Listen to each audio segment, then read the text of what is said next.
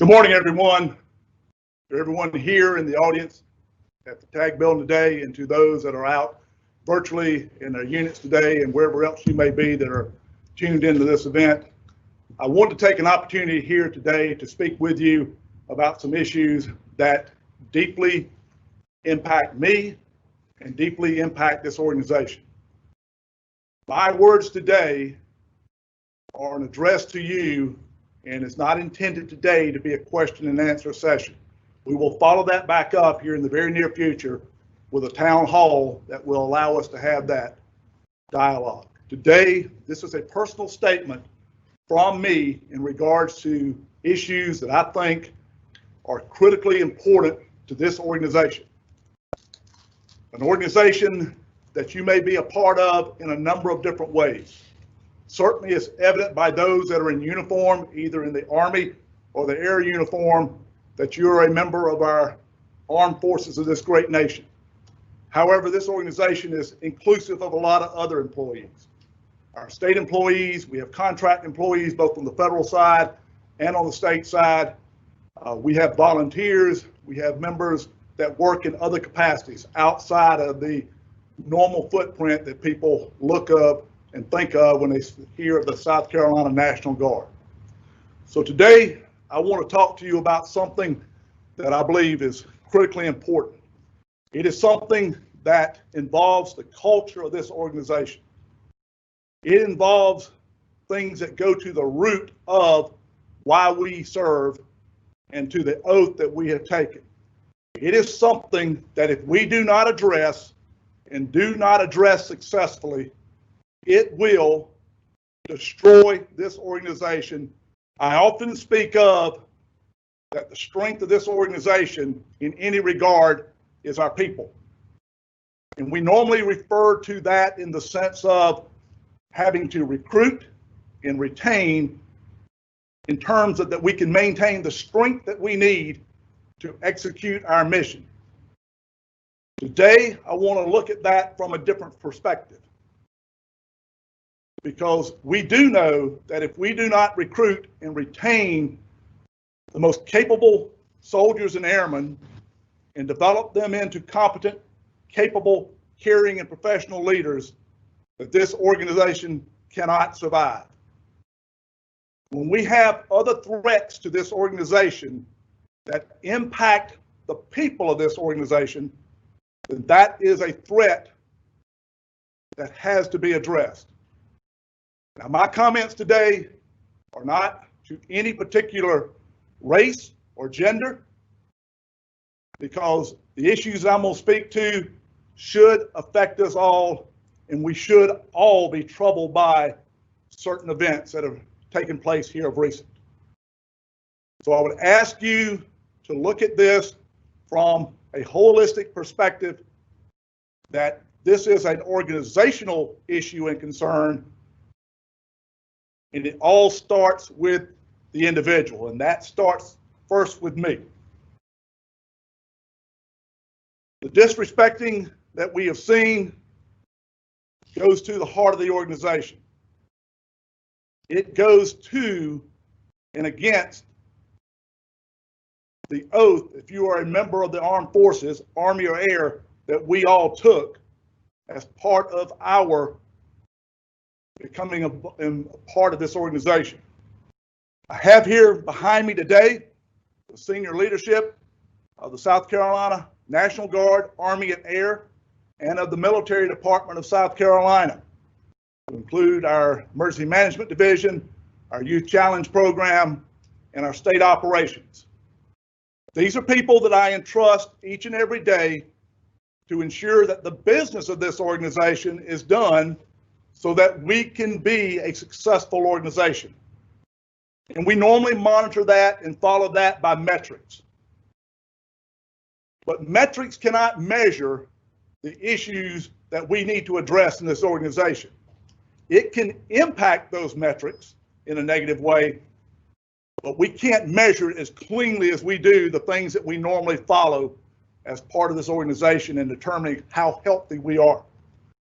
I entrust them with that responsibility, and I also have to entrust them in the responsibility of taking care of our people and doing what is right by them, regardless of what race, regardless of what gender, regardless of any religious affiliation or lack of, or however you want to look at it. We normally like to say we see green, we see blue, we see purple. We need to see people. We need to see people as individuals. We need to see people who should all be treated with dignity and respect. We need to see people who one-on-one each and every day face their own set of challenges. It's part of life. And as leaders, I would ask them all, when they're executing their responsibilities and us carrying out our mission, that they always look to address and consider our people. We've recently received several reports of inappropriate activity within the organization, either through spoken word or through posts on social media. Those comments were offensive, disrespectful, and downright hateful to members of this organization. And it shouldn't have been to any particular member of the organization. It should have been to the entire organization. We don't take different oaths. We take one oath. We need to be and act as one. Those type of actions, those kind of thoughts are attacks on the values that we share in this organization or need to share, and those type of acts will not be tolerated. Now, as we sit here today or wherever we're at, and as I would hope that for those that are not able to be a part of this in any way, that you get this message. And if you don't get any other part of the message, I want you to take this message with you. If you cannot be respectful of your fellow man, if you cannot treat them with dignity, if you cannot treat them with respect, if you cannot look at them as an equal in all respects, and you're not willing to make a change, then you need to leave the organization. Plain and simple. What we do is too important to have people that claim to be one of us who are not. So again, if you aren't or can't learn to accept, and people, we do have to sometimes learn. We do have to change. Hearts can sometimes be difficult, but I believe we can. But if you don't believe that, then you need to leave this organization. What I'm saying here today does not in any way go at or against the same rights and privileges that any American has through protected freedom of speech and the things that we value dearly as Americans. And not that we're the only exception to that in this world that we live in today, but we have said that we were a beacon to the world as it relates to things that go to our Constitution and what we hold dear, and that what we stand for as a nation. And in relative terms, as a nation, we're still pretty young. Roughly 300 years as a democracy, when cultures in other parts of the world greatly exceed us. But that foundation is what makes us a unique organization, a unique country. And again, I still want to believe a beacon to others to look at and hold in higher esteem. So what I'm talking about is not what is protected constitutionally. What I'm talking about is violations of our social media policy, which has been put together based upon guidelines from National Guard Bureau, from Big Army, from Big Air Force, to ensure that we uphold the standards of the organization, and we have a similar policy that addresses our state employees also, but it gives specific guidance as to when, what, and where your expressions are appropriate and when they're not. And if anyone has not seen that policy or needs to go back, and I would suggest that we all go back and reread it, I would encourage you to do so. Matter of fact, I would say we need to do so.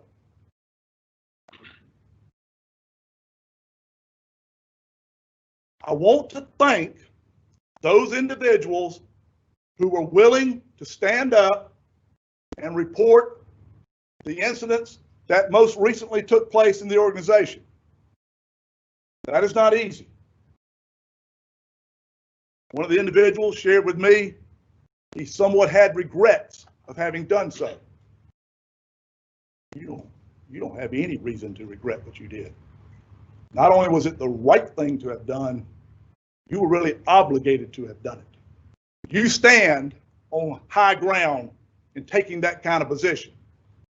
You stand on the side of, I'm not going to tolerate acts that are hurtful to my fellow soldiers, airmen, and employees. Do not apologize and do not hesitate to point out issues of concern in the organization. We're on record of saying we do that for sexual assault, sexual harassment, EO, equal opportunity, and certainly in regards to hateful comments, hateful speech that impacts this organization and the people of this organization in a negative way.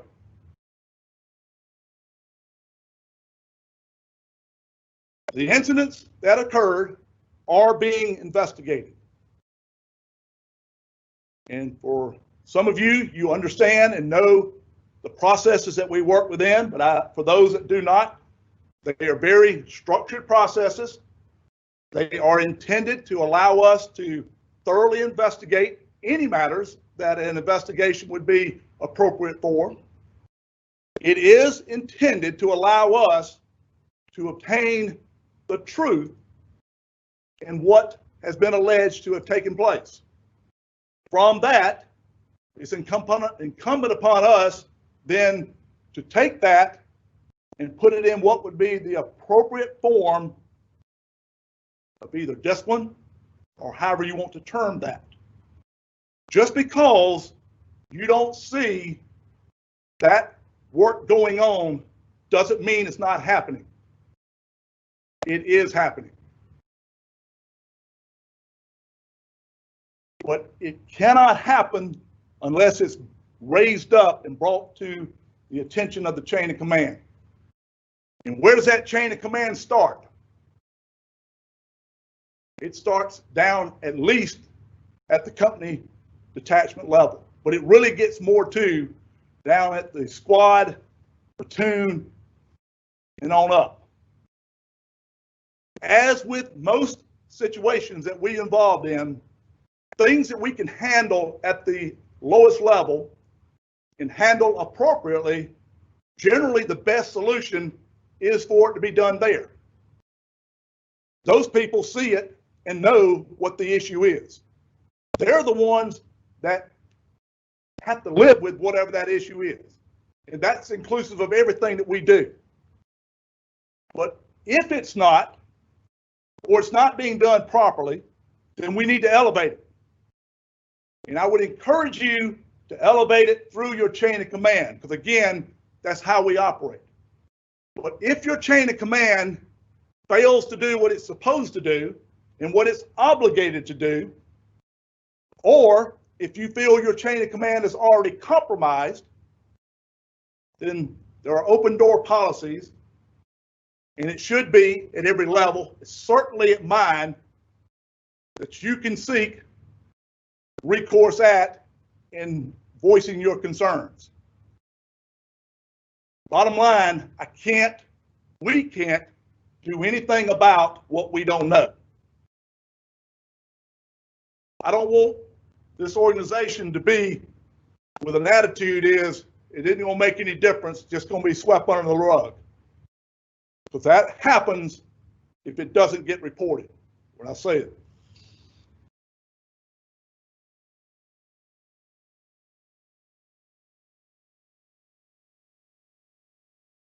Change starts with me.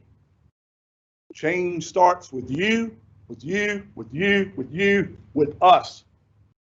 Our conduct starts with us individually.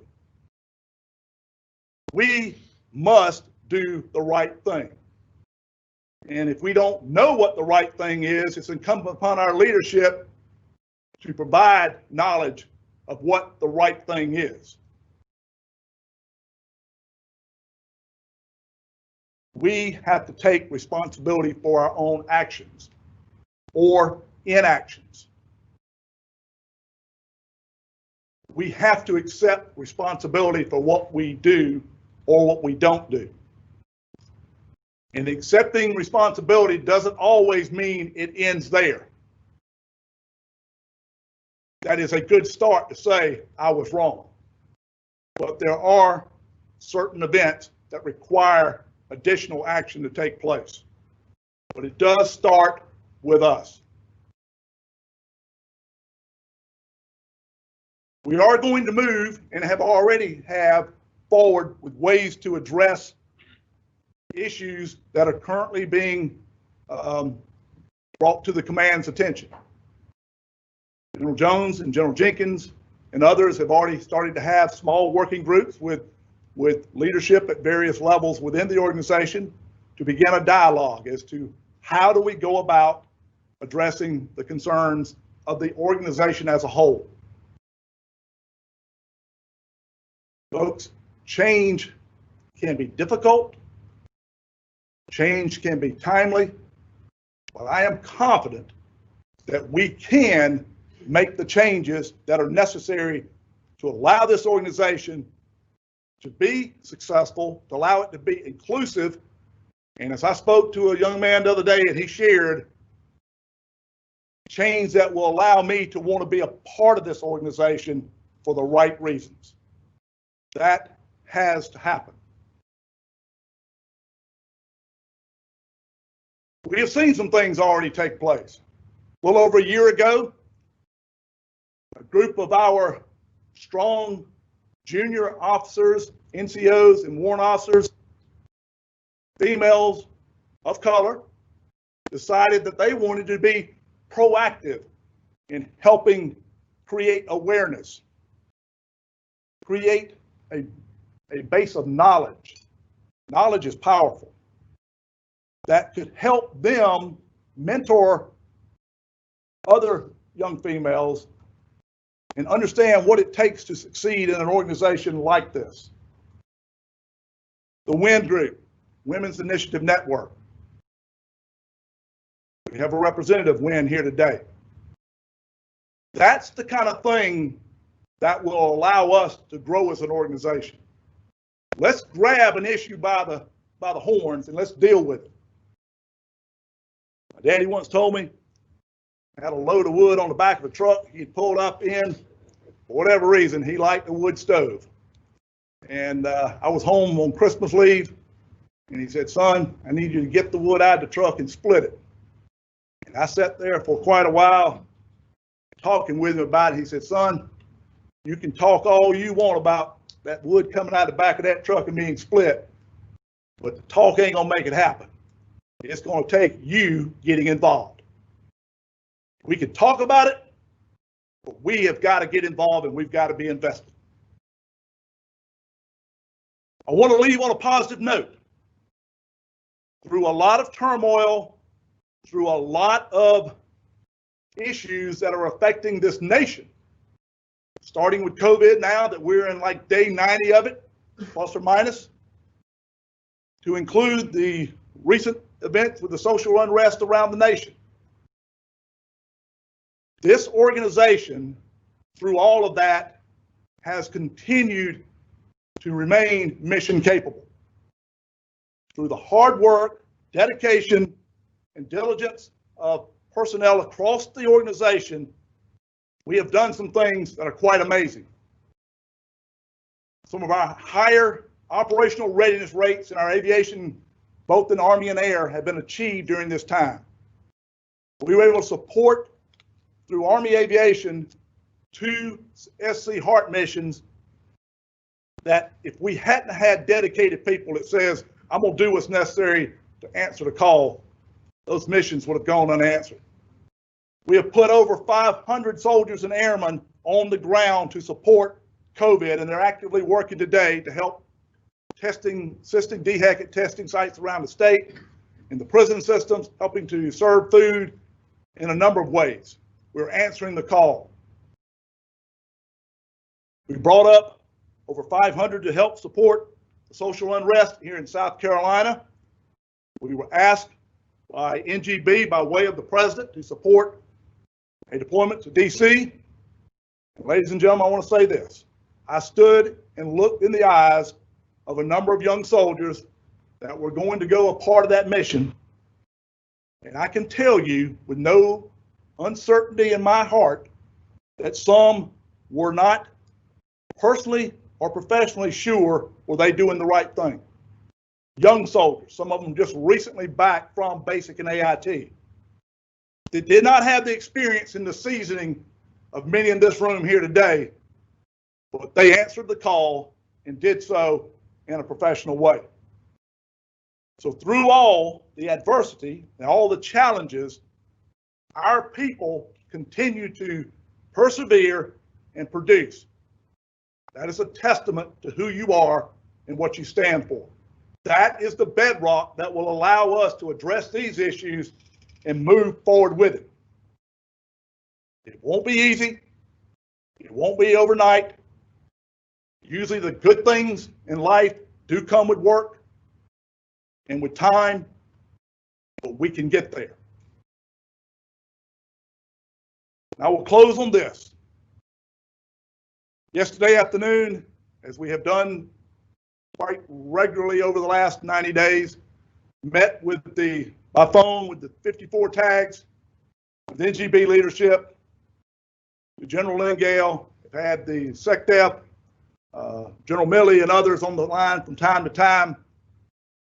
Fairly routine meeting yesterday, but in closing, Chaplain Brandt, the NGB chaplain, shared this. And this is, to me, very much appropriate to where we are here today. A quote from the Reverend Dr. Martin Luther King. The time is always right to do what is right. The time is always right to do what is right. We need to do what is right as an organization. I am committed as the tag to work in that, but I've got to have you with me to make it happen. I can't do it alone. I can't do it with just these men and women back here. We got to take this issue, recognize it for what it is, work towards a solution, and each and every day look to make sure we have a way to make it better. Each of you, regardless of your rank, regardless of your position in the organization, is in the same boat. Look at it as if we're on the firing range. What is the first thing you learn as a private or as a second lieutenant in the organization when you go out on the range? Everybody has the same power to say something's not right, something's not safe, ceasefire, stop. You have to be empowered and be willing to do that here.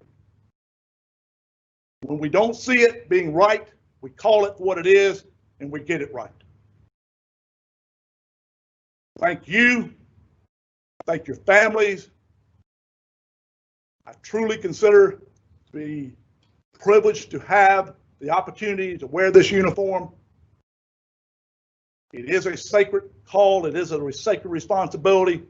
And for all the employees in this organization that support those that wear the uniform, you're equally important to helping us get at the mission.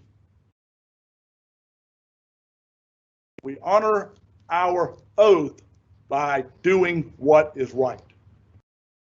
God bless you. Take care. See you on the high ground.